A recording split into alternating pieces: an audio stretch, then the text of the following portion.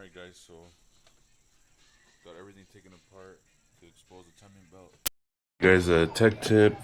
I'm not sure how some of you guys go about doing a timing belt, but I create my own timing marks. So the first thing you're going to do is set the vehicle to top dead center using the crank pulley and the timing cover. Then you can go ahead and take apart your timing covers, and then I'm going to create my own timing marks using an ink pen or a paint marker. The ones that have a little ball, you can find them at Harbor Freight. So I'm going to you have to put a mark on each cam sprocket. So you have to mark the actual timing belt tooth. It doesn't matter which tooth you use, as long as the tooth is marked. And then make a mark from the tooth to the cam pulley. I'll show you guys. And these are Harbor Freight. You can find them at McFadden, Home Depot, Ace Hardware. It's just it's a white paint marker.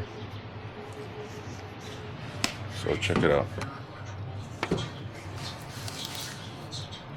Hands-on learning, real equipment, and career ready in under a year. Apply today. Hands-on training for real leaders. Visit uti.edu. So you can see that I put a mark on the one of the two teeth of the timing belt. That lines up with the mark on the cam sprocket. You can do that to both cams. So for the cams, I do one mark per, and then on the crank pulley, I'll do 2 marks.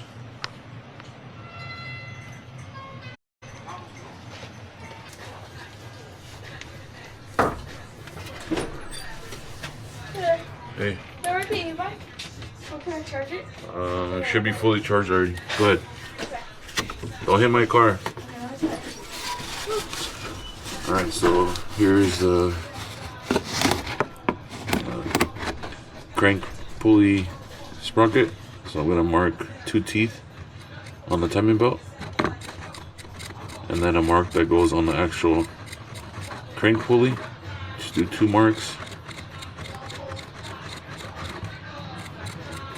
like so.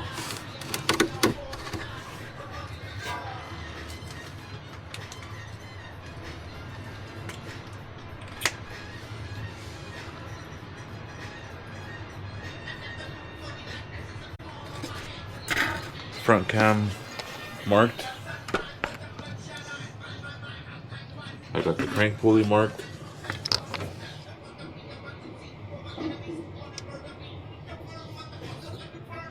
On these J series engines, the rear cam sprocket has like a lip, so you can't see the belt, but you can still create a mark by looking at the back of the crank sprocket and following it down.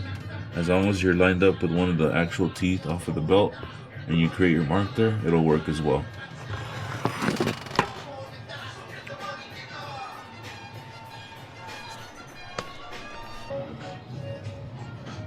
So I just look behind the cam sprocket to make sure that I'm on the actual tooth of the timing belt, and then just lay a mark down across the whole tooth and then on the front of the cam sprocket. Now you can go ahead and take your timing belt off.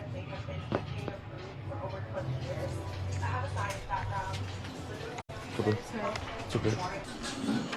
Now you can see that the rear sprocket that we weren't able to see the tooth on, I just created a line across the tooth, and now I could transfer it to the actual tooth.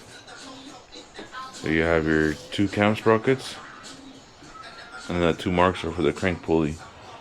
So now what you do is you get your new belt, you lay your new belt on the floor or on a workbench, and then you start with any of the marks. It doesn't matter where the belt is, just lay your new belt over the marks and create your first mark, and carefully go around the whole belt and transfer your marks to the new belt. So now when you transfer your marks to the new belt, you can go ahead and install your new timing belt with peace of mind that the timing is not going to be off, because you have your marks on each cam sprocket, and then you have your crank pulley marks as well.